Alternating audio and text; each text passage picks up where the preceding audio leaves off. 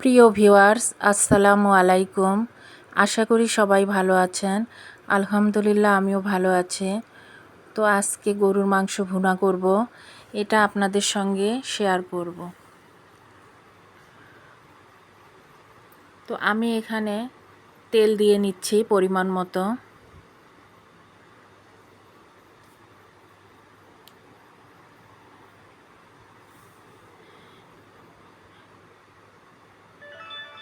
এবার দুটো তেজপাতা, দারচিনি, ছোটো এলাচ, গোলমরিচ, কয়েকটা লবঙ্গ দিয়ে দিলাম। একটু ভেজে নিয়ে এবার পেঁয়াজ কুচি দিয়ে দিব।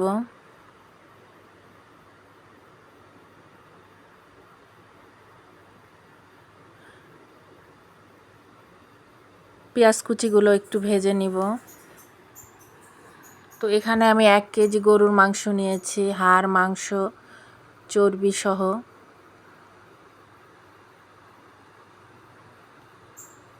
তো পেঁয়াজ ভাজা হয়ে গেছে। এখন আমি 1.5 চামচ আদা বাটা, 1.5 চামচ রসুন বাটা দিয়ে কিছুক্ষণ কষিয়ে নিব। আদা রসুনের কাঁচা গন্ধটা চলে যাবে।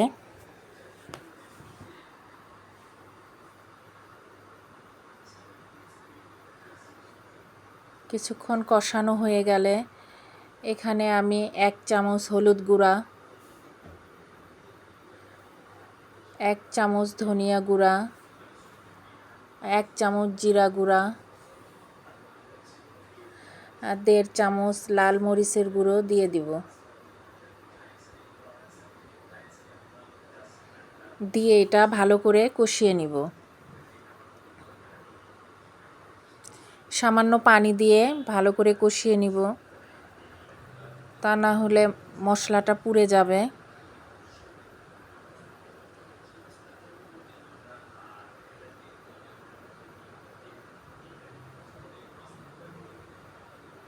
মশলাটা কিছুক্ষণ কষানো হয়ে গেলে এখন আমি এখানে গরুর মাংস দিয়ে দিব।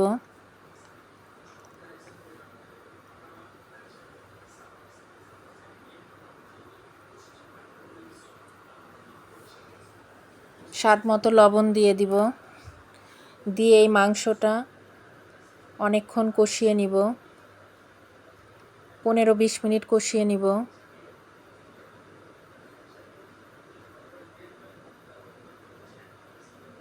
মশলা যত কষানো যাবে মাংস খেতে তত মজা হবে।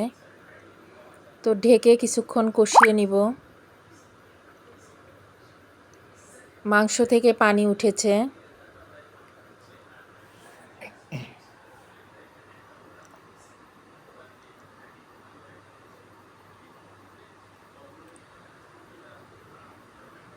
কিছুক্ষণ নেড়ে চেড়ে আরও 15 মিনিট কষিয়ে নিব।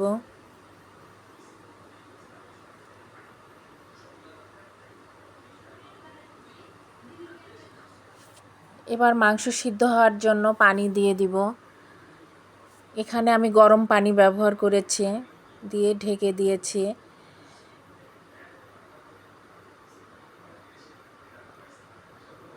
মাংস প্রায় সিদ্ধ হয়ে গেছে, আবারও ঢেকে দিব। আমি কিছুক্ষণ পর পর ঢেকে দিয়ে সিদ্ধ করে নিচ্ছি, আর মাঝে মাঝে মাংসগুলো নেড়ে দিয়েছি। তো এখানে কিছু কাঁচামরিচ দিয়ে দিব।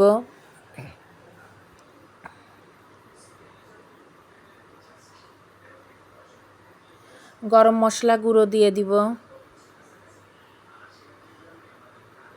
ভাজা জিরা গুঁড়া দিয়ে দিব, এটা অনেক সুন্দর একটা ফ্লেভার আসে।